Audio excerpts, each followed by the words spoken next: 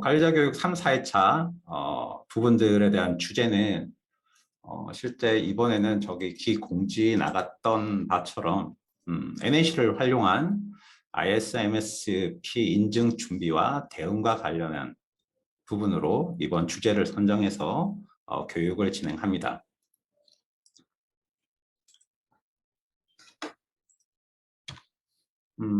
먼저 오늘 진행하는 부분은 주요한 부분이 이제 정보 자산에 대한 식별 부분, 특히나 저희가 이제 주요 어떤 특징으로 말씀드리는 DPI와 관련된 부분들을 말씀을 드릴 거고요. 여기에는 노드 정보에 대한 수집 절차와 플랫폼 탐지에 대한 방법에 대한 기술 부분들을 말씀을 드릴 겁니다. 그리고 시간이 허락한다면 어떤 보안 사역과 관련돼서 말씀을 드릴 거고, 아마 오늘의 교육의 어떤 중점적인 부분은 정보자산 식별에 맞춰서 진행이 될 것입니다.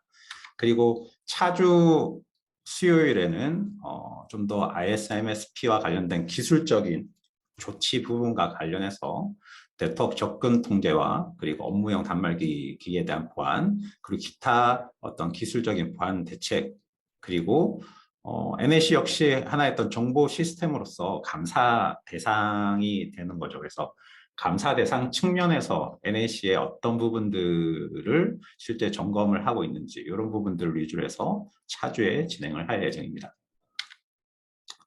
뭐 여기 오늘 참석하신 많은 담당자분들께서 실제 ISMS-P를 어떤 주관해서 준비를 하시는 담당자분도 계실 거고, 그렇지 않고 인증을 받는 데 있어서 하나의 어떤 감사 대상으로서 NAC를 운영하시는 담당자로도 계실 겁니다.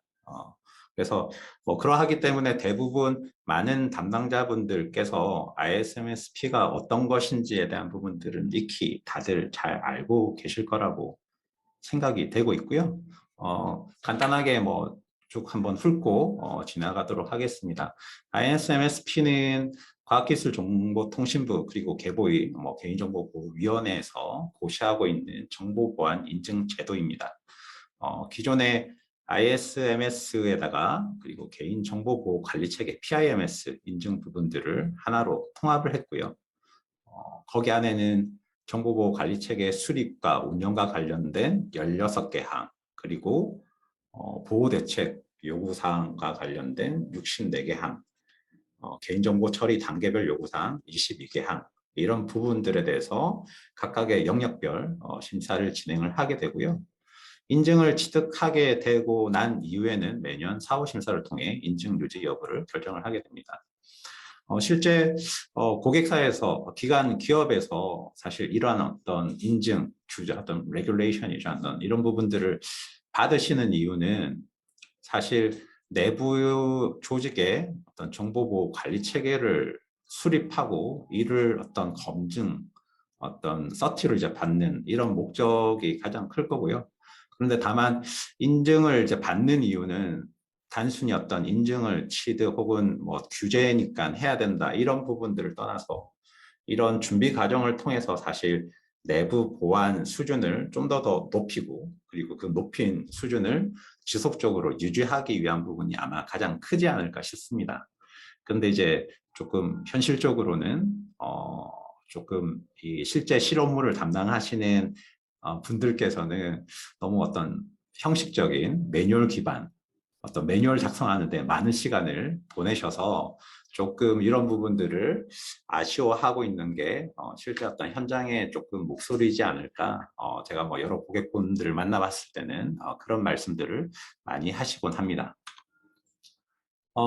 실제 뭐 저희도 뭐 하나의 어떤 앞서 말씀드렸던 대로 가장 많은 시간을 드리는 부분이 이런 매뉴얼 문서 작성하는 부분일 것 같습니다.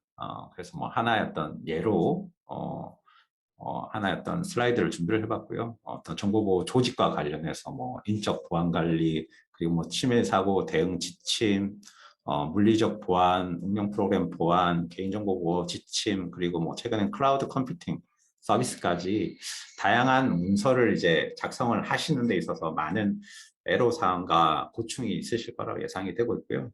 그렇다고 해서 이제 저희 지니언스가 사실 이런 어떤 문서 작성에 혹은 ISMSP를 받는 데 어떤 컨설팅을 서비스 해주는 그런 어떤 역할을 하고 있는 건 아니고요. 이런 인증 과정에 있어서 감사 시 증빙을 위한 증거 자료, 증거 시스템 일환으로 NAC를 잘 활용할 수 있다는 부분들을 말씀드릴 수가 있습니다. ISMS 인증 기준 안내서에 보면 크게 이제 뭐 3개 영역의 여러 어떤 분야 부분들이 있는데 특히 이번 오늘과 그리고 이제 다음 주에 진행될 그 교육 부분들은 위험 관리와 그리고 접근 통제 그리고 시스템 및 서비스 보안 관리 분야에 중점적으로 이제 말씀을 드릴 것입니다. 실제 정보 자산과 관련해서는 어떻게 보면 이제 위험 관리와 관련된 가장 첫 번째 단추가 되겠죠. 그래서 내부에 포함되어 있는 내부에서 관리되고 있는 정보 자산 부분들을 식별해야 된다 이런 부분인 거고요. 그리고 네트워크 접근 통제와 관련된 비인가자 통제 포함해서 내부에 정해져 있는 컨퍼런스 위배 시 어떤 대응 부분들에 대한 것들을 NAC에서 어떻게 할 수 있는지 또한 업무용 단말기 포함해서 어떤 외부에 있는 여러 가지 어떤 단말기들에 대한 단말기 자체에 대한 어떤 정합성, 보안성 강화에 대한 부분들에 있어서 NAC가 어떻게 증거 시스템, 증거 자료로서 활용될 수 있는지 부분들을 차주에 이 부분은 어떤 중점적으로 말씀을 드리도록 하겠습니다. 오늘 이제 진행할 부분은 정보 자산 식별과 관련된 이 부분입니다.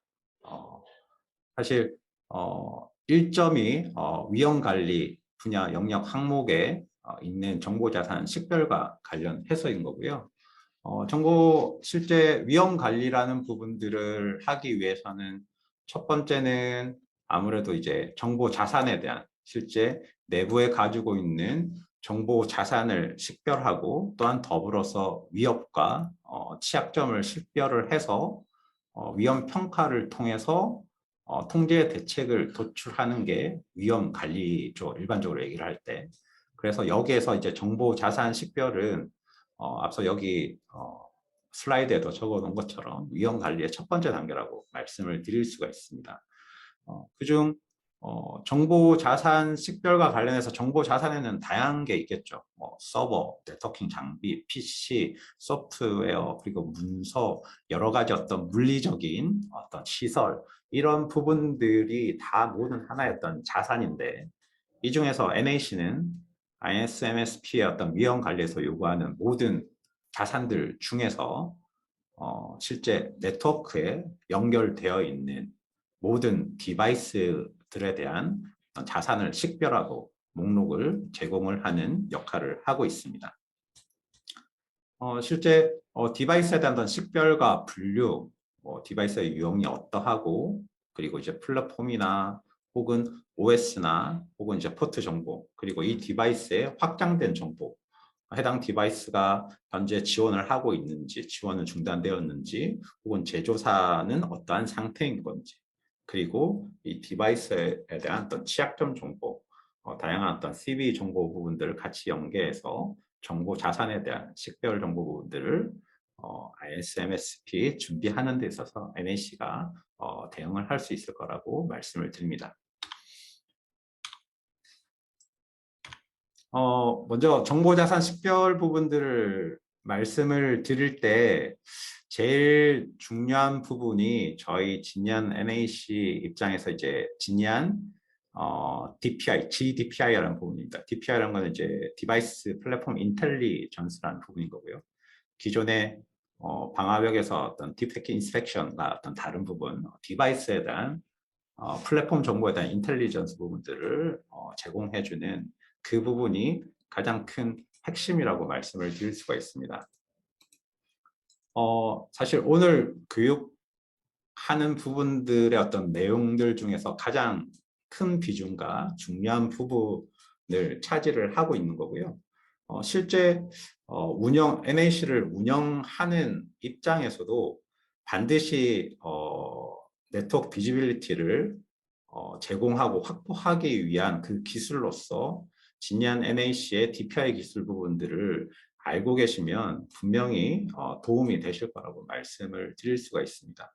그래서 여기 이제 저희 홈페이지에도 관련된 백서 그리고 닥스에도 관련된 이제 내용들이 있습니다. 그래서 그 부분들 위주로 해서 먼저 말씀을 드릴 텐데 간단하게 말씀드리기 앞서서 저희가 지금 이제 5점대에는 DPI라는 용어를 쓰고 있습니다. 디바이스 플랫폼 인텔리전스라는. 그리고 과거 이제 4점대에는 GPDB라는 용어를 썼었죠. 그러니까 지니안 폴리시 데이터베이스. 그래서 이 두 가지의 어떤 차이점은 GPDB는 어떻게 보면은 디바이스에 대한 정보 데이터베이스인 거죠. 이제 현재 DPI는 디바이스에 대한 정보에 플러스 다양한 어떤 인텔리전스가 같이 추가된 형태입니다. 그래서 또한 어떤 취약점과 관련된 CV 리포트가 있다라면 취약한 디바이스에 대한 플랫폼에 대한 어떤 CV 대상 리스트를 저희 제품 내에서 어떤 UI 내에서 확인할 수 있다는 부분들을 말씀을 드릴 수 있습니다. 관련된 백서와 어떤 문서를 좀 한번 보면서 말씀을 드리겠습니다.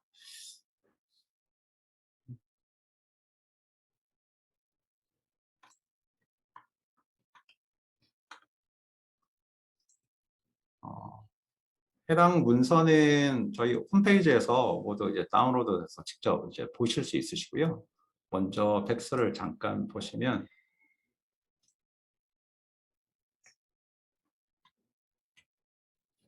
관련된 내용들에 대해서는 보시고요. 실제 여기서 제가 이제 중점적으로 말씀드린 부분은 실제 단말에 대한 가시성 확보에 있어서 DPI라는 부분들이 중요한 역할을 하고 있다.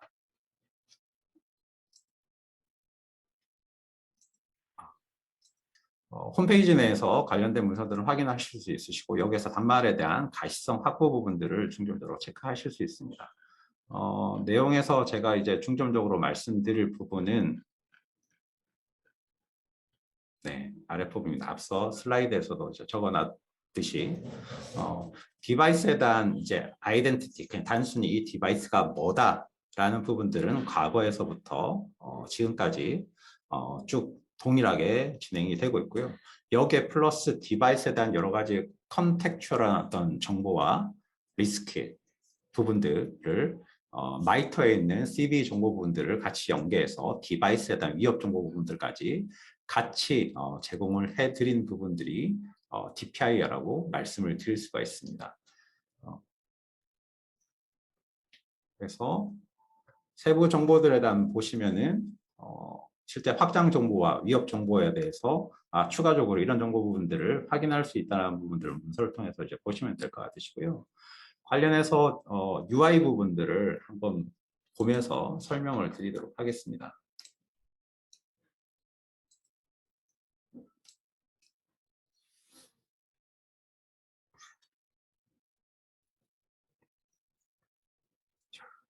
다른 장비 화면이 조금 확장을 하도록 하겠습니다.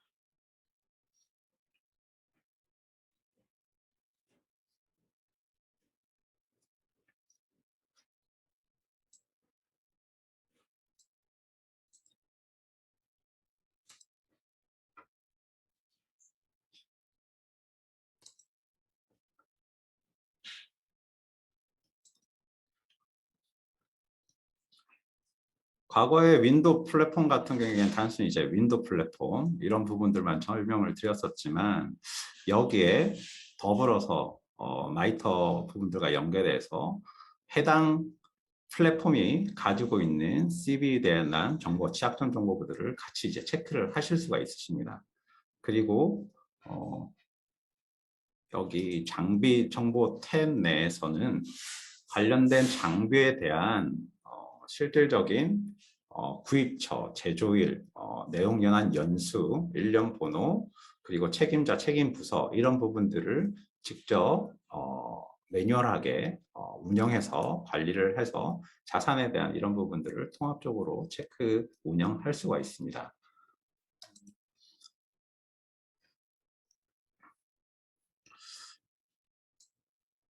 이제 관리 UI에서 보시면은 플랫폼 내에서 실제 해당 링크 아이콘을 클릭하게 되시면 저희 이제 홈페이지 내에도 관련된 DPI와 관련된 이 포탈 부분들을 확인을 하실 수가 있으십니다. 그래서 해당 장비에 대한 어떤 실물 사진 그리고 이런 실물 사진들을 가지고 오는 데 있어서 어떤 정보 기반으로 했는지 그리고 이 제조사에 대한 홈페이지, 제조 국가 그리고 현재 서비스하고 있는지 아닌지에 대한 이런 모든 부분들을 실제 정보 자산 식별과 정보 자산 관리 측면에서 확인을 하시는데 도움을 드리고 있습니다.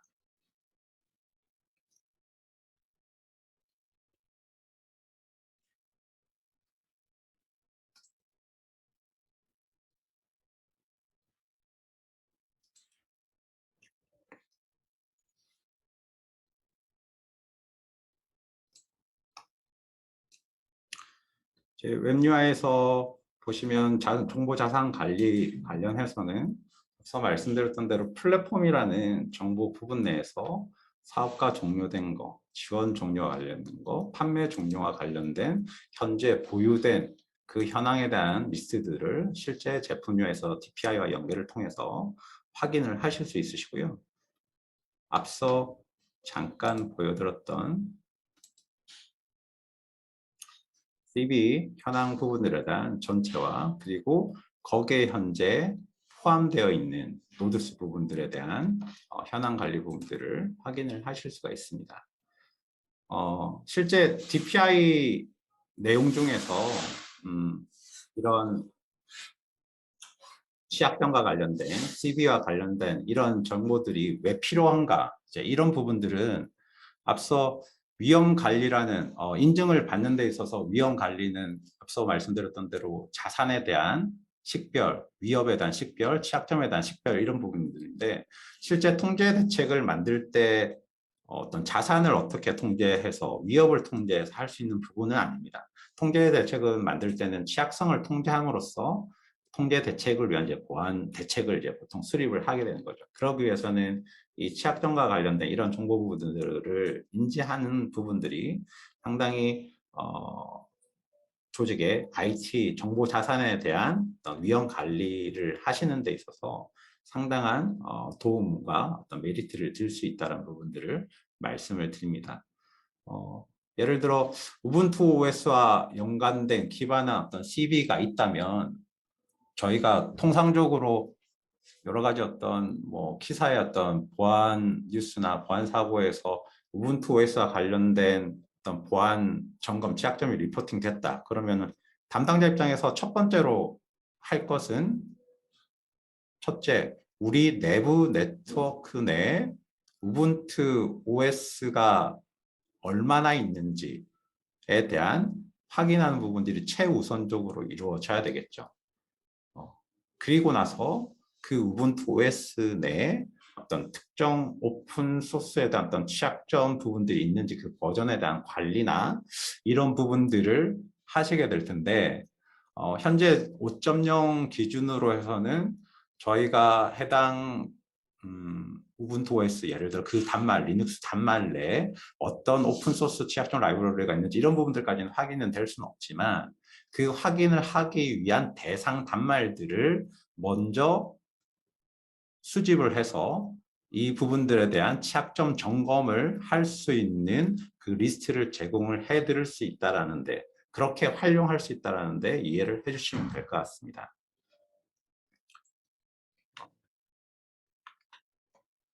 실제 제가 앞서 잠깐 오픈 소스에 대한 이런 부분들을 이제 말씀을 드렸었는데요. 관련해서는 최근에 이제 미국 바이든 행정부에서 행정명령 14028이라는 걸 냈었죠. 거기에는 여러 가지 어떤 제로 트러스트와 관련된 그런 얘기도 있었지만 거기 안에 공급망 보안과 관련된 SBAM이라는 부분들을 같이 언급을 하고 있습니다. SBAM이라는 부분들은 지금 보시는 이제 슬라이드에서처럼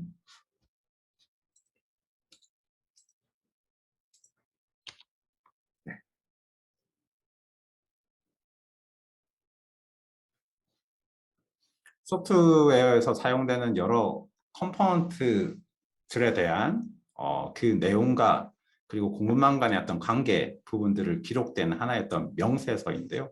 흔히들 이제 저희가 주변에서 접할 수 있는 부분들은 식품 성분표와 같은 그런 개념인 거죠. 근데 이제 여기 안에 이 명세서를 이해함으로써 소프트웨어 제품 운영에 있어서 도움이 되고, 여기 안에는 다양한 어떤 취약점과 어떤 스레드 위협을 추적할 수 있는 그 자료를 활용할 수가 있습니다. 특히나 그 알려진 취약점에 대해서는 금방 바로 캐치가 하기 때문에 알려진 취약점들이 확산되는 데 있어서 SBAM을 활용을 하게 된다면 그 저지하는 데 효과가 있습니다. 그래서 이 링크 내용을 잠깐 한번 보자면,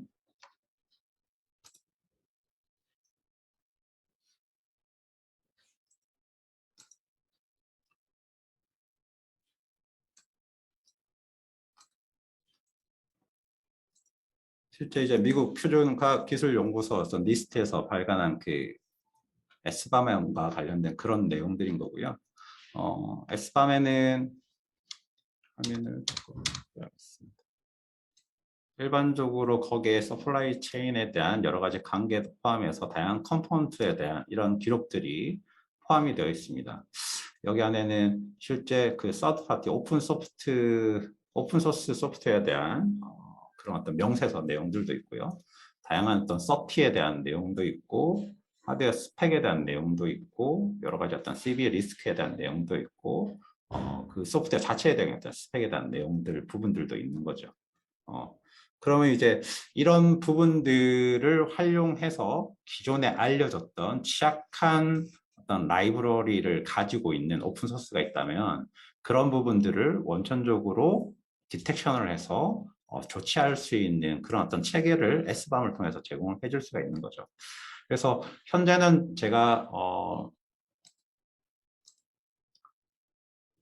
저희가 과거의 어떤 GPDB 버전에서, 그리고 여기에 디바이스들에 대한 어떤 컨텍츄얼 정보와 리스크 정보 부분들이 같이 들어가 있는 DPI와 관련된 부분들을 현재 이제 서비스하고 있는데, 그 다음 저희가 이제 현재 릴리즈한 GTN의 6.0 버전에서는 앞서 말씀드렸던 SBAM과 관련된 이런 정보들을 같이 포함할 예정입니다. 이제 그렇게 된다라면 단순히 취약한 어떤 플랫폼 CV가 있는, 혹은 어떤 알려진 제조사의 어떤 CV 부분들을 더 확장해서 해당 플랫폼 내에 포함되어 있는 오픈소스 소프트웨어에 대한 여러 가지 어떤 취약점 정보, 이런 부분들까지 같이 확인을 해서 대응할 수 있는 보다 더 어떤 인텔리전스한 그런 위협에 대한 탐지 대응 부분들을 가능할 수 있는 형태로 저희가 현재 준비를 하고 있습니다. 실제 SBAM은 이제 미국 오픈소스 소프트웨어 위험 분석을 위해서 반드시 이제 모든 소프트웨어 공급자 이런 부분들에서는 SBAM을 제출을 하라고 미국에서는 이미 이제 의무화를 했기 때문에, 뭐 대부분 여러 가지 어떤 뭐 대외 어떤 무역을 하고 있는 국내 어떤 제조사 포함해서는 이 부분들을 따를 수밖에 없는 거고, 결국은 또 국내에서도 이런 부분들까지 확산이 되질 것으로 예상이 되고 있습니다. 그래서 저희 말씀드렸던 대로 6.0 GTNA에서는 S반 부분들을 같이 포함을 해서 취약한 단말 여부에 대한 어떤 인텔리전스까지 같이 제공을 할 예정입니다.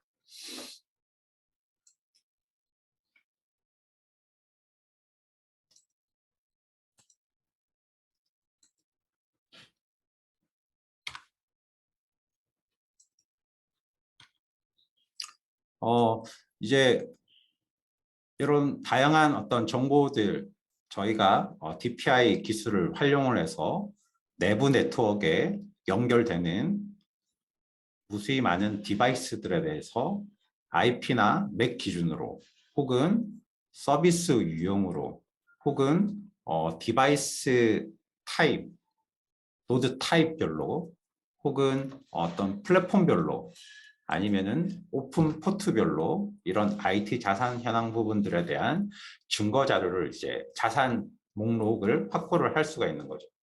그렇다면 이제 ISMSP 인증을 심사를 받는 과정들 중에서 관련된 자산에 대한 목록 부분들에 대해서 과거에 어떤 수기로 관리했었던 이런 부분들이 아닌 자동적으로 제품 UI 내에서 이 부분들을 익스포트해서 체크해서 실제 바로 단시간 내에 많은 수고스러움이나 많은 시간을 들인 부분들 없이 바로 제출할 수 있다라는 그런 어떤 장점이 있습니다. 실제 제가 뭐 오늘 이 제품 UI 내에서 각각에 대한 어떤 유형별로 설명이 어떠하고 설정은 어떻게 하고 이런 부분들을까지 어떤 진행 부분들을 이미 과거에 지금 보시는 것처럼 2021년 관리자 교육 영상 부분들 두 번째 파트 웹 UI를 통한 운영상 강화의 15분 15초 이후부터 관련된 부분들이 많이 이제 자세하게 설명이 되어 있습니다. 그래서 이 영상을 같이 함께 보시면 또 많은 도움이 되시지 않을까 이렇게 생각이 되고 있습니다. 실제 뭐 간단하게 제품과 관련해서 제품화에서 간단하게만 이제 언급을 드리자면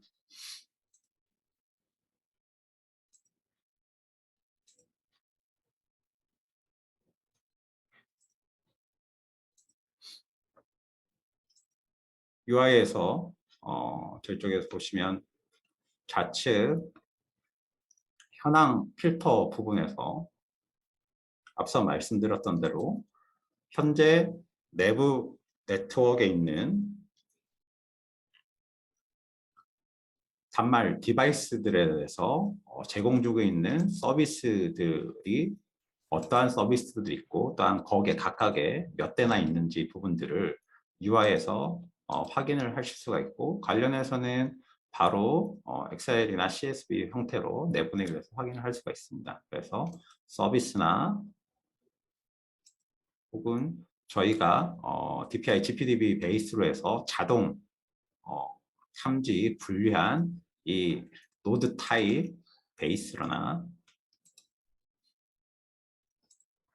혹은 앞서 말씀드렸던 플랫폼과 관련해서 혹은 단말들에서 어떠한 네트워크 서비스나 포트에 대해서 오픈되어 있는지 그에 대한 수량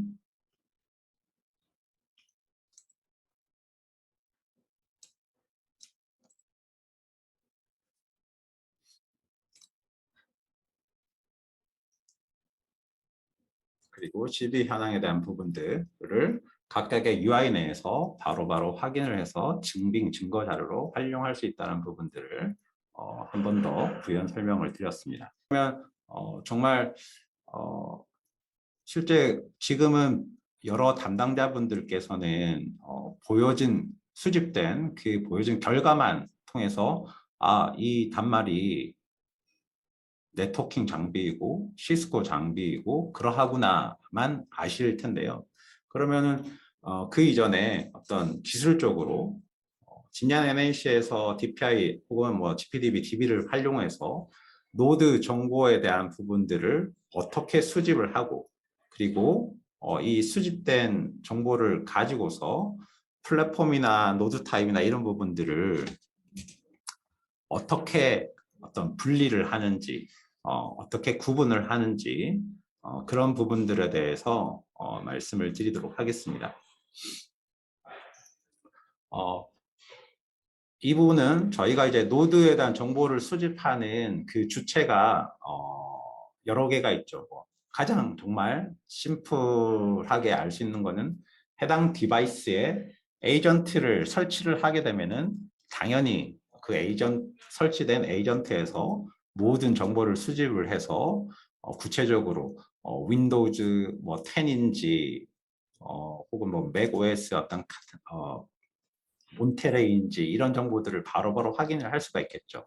그래서 에이전트가 설치가 되면 당연히 설치된 에이전트에서 보내지는 그 정보에 대한 정확도 그리고 신뢰도는 높을 수밖에 없습니다.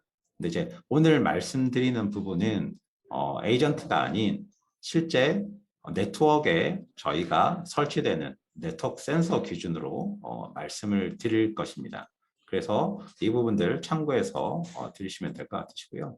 먼저 단말 혹은 디바이스 노드가 네트워크에 연결이 되면 네트워크 센서는 지금 화면에 보시는 것처럼 넷바이오스 이름 컬이나 그래서 노드에 대한 어떤 이름을 넣거나 혹은 기본적으로 내장되어 있는 엠맵 스캔을 수행을 하게 됩니다. 그래서 엠맵 스캔을 수행을 하게 되면은 거기 안에는 엠맵 자체적으로 가지고 있는 엠맵이 추측하는 어떤 OS가 어떤 거다 이런 정보들도 있을 터이고요.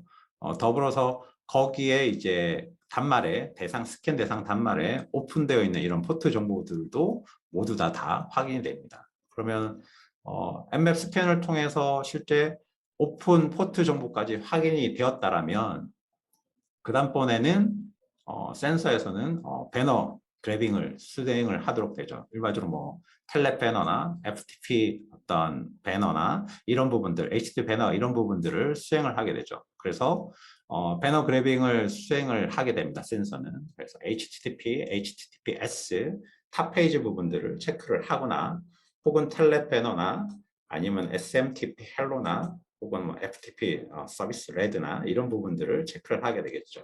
그래서 배너 그래빙 부분들을 작업을 진행을 하고 그 이후에는 SNMP 쿼리를 수행을 하게 됩니다. 그래서 SNMP 쿼리를 통해서 OID 정보나 아니면은 거기에 있는 어떤 디스크립션 정보를 가지고서 또 노드에 대한 정보를 분류하는 그런 어떤 데이터로 이제 활용을 하게 됩니다. 이제 이런 부분들은 어떻게 보면은 센서가 능동적으로 액티브하게 하는 그 스캔 행위가 될 거고요.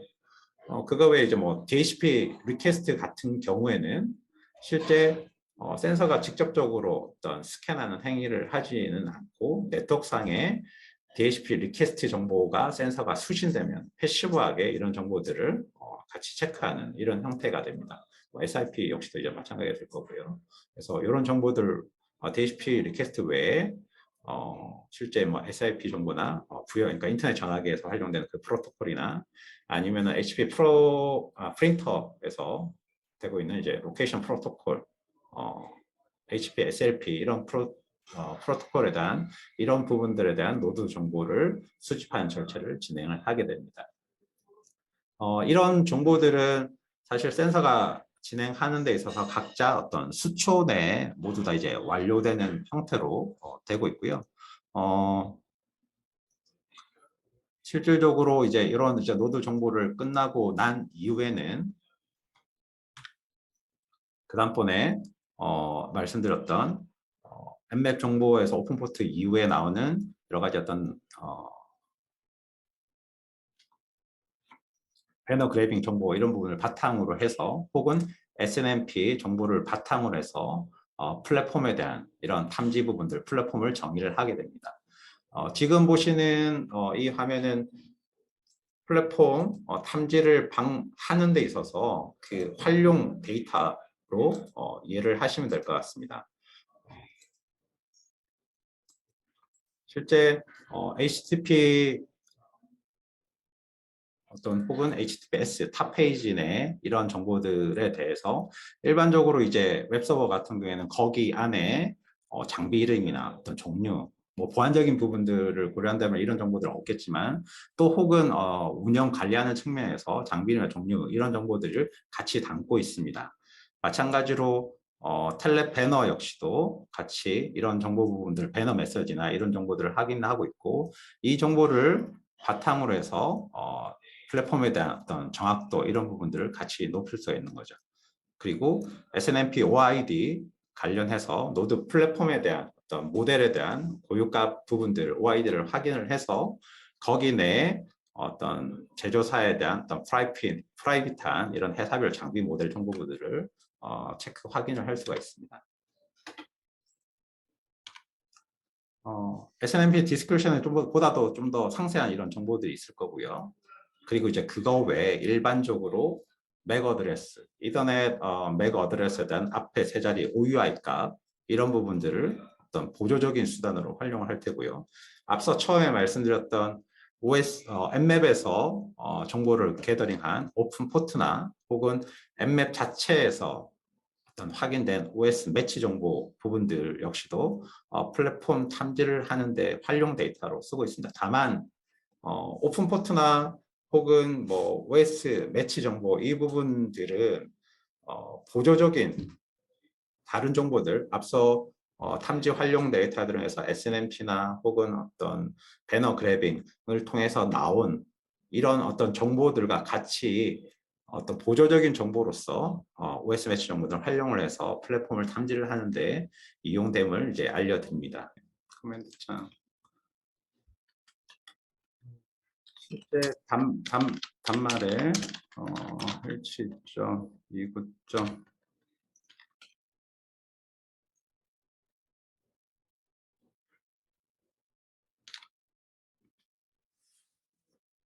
이제 배너 그래빙 텔렛을 하게 되면은 50.250번이라는 이런 정보에 대한 일반적인 어떤 기본적인 안내 메시지를 개설해서 아마 HP 지금 뭐 아루바겠죠 아마 이제 아루바를 테니까 HP에 대한 이런 모델 정보 이런 부분들을 추가적으로 이제 확인을 하실 수가 있으실 거고요.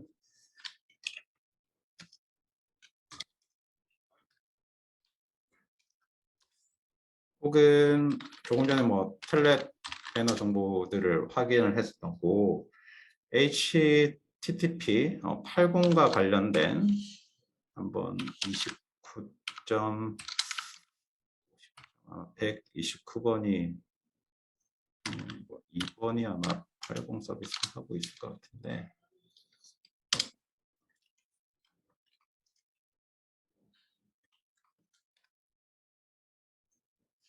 이제 여기 이제 50.2번 같은 경우에 배너 정보는 지금 보시는 것처럼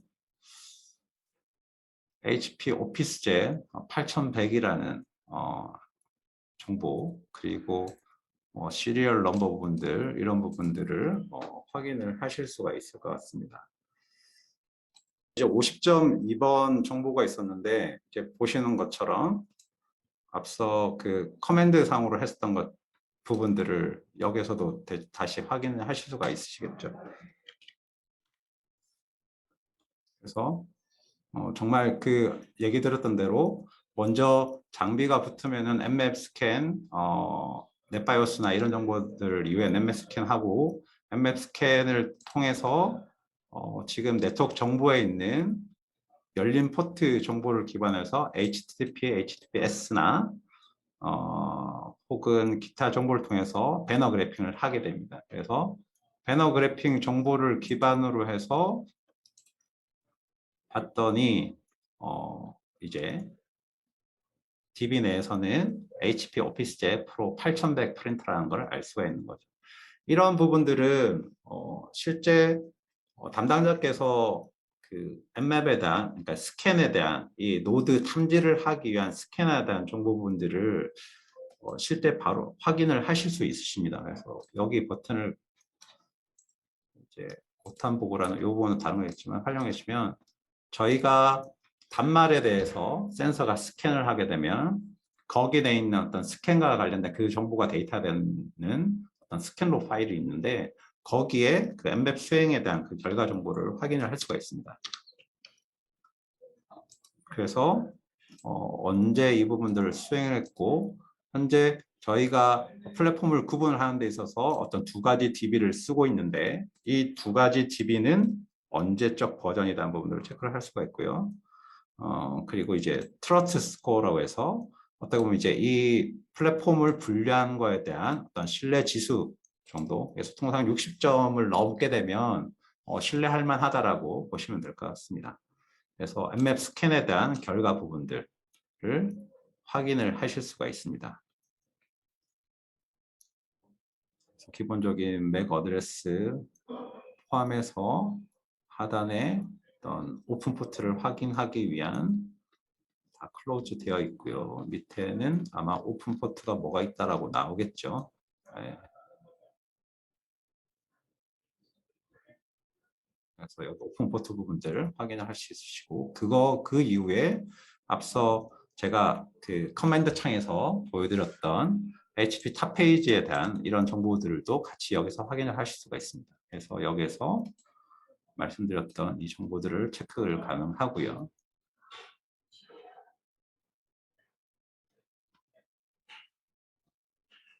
이런 정보들이 같이 센서 내에서 확인돼서 이 정보를 매핑 기반으로 해서 플랫폼에 대한 노드 정보 수집 절차와 플랫폼에 대한 분류 이런 부분들을 정의를 한다는 부분들을 확인을 할 수가 있습니다.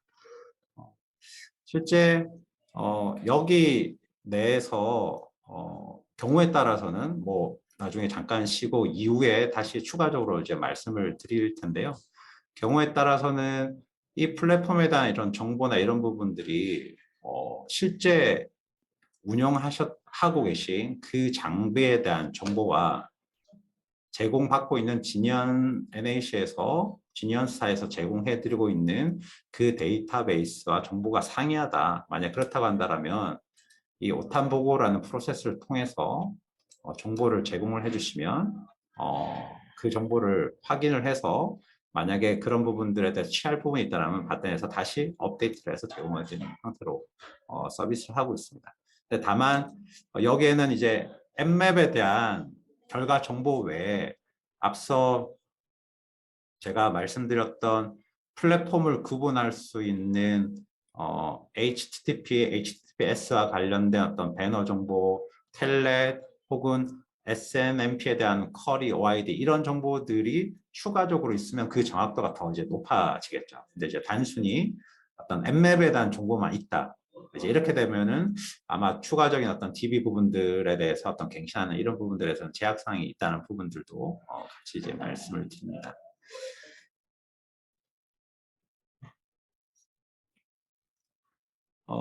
정보 자산에 대한 수집 절차, 노드 정보 수집 절차와 관련해서 먼저 정리를 하자면 넷바이어스와 관련된 이런 쿼리, 엠맵 스캔, 그리고 엠맵 스캔 결과로 나온 오픈 포트를 가지고서 텔넷이나 혹은 HTTP나 혹은 어떤 FTP와 같은 배너 그래빙을 수행하고 또한 SNMP 쿼리 부분들을 수행하고 이런 어떤 액티브한 어떤 스캔 외에 패시브하게 네트워크상에서 브로드캐스팅 되는 DHCP 리퀘스트 이런 어떤 부분들에 대한 수집 절차를 거쳐서 수집된 정보들, 배너 정보들 혹은 SNMP OID 혹은 거기 추가적인 있는 디스크립션에 대한 정보들을 바탕으로 해서 최종적으로 이제 플랫폼에 대한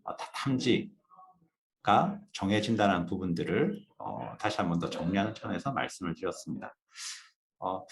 아직 정보 자산에 대한 이런 부분들을 이제 아직 계속해서 이어서 할 텐데 지금 잠깐 이제 10분 정도 쉬는 시간을 가지고 그리고 이어서 정보 자산 식별 어떤 노드 탐지 정보 순서 플랫폼 탐지 방법 부분들 남아있는 부분들을 이어서 진행을 하도록 하겠습니다.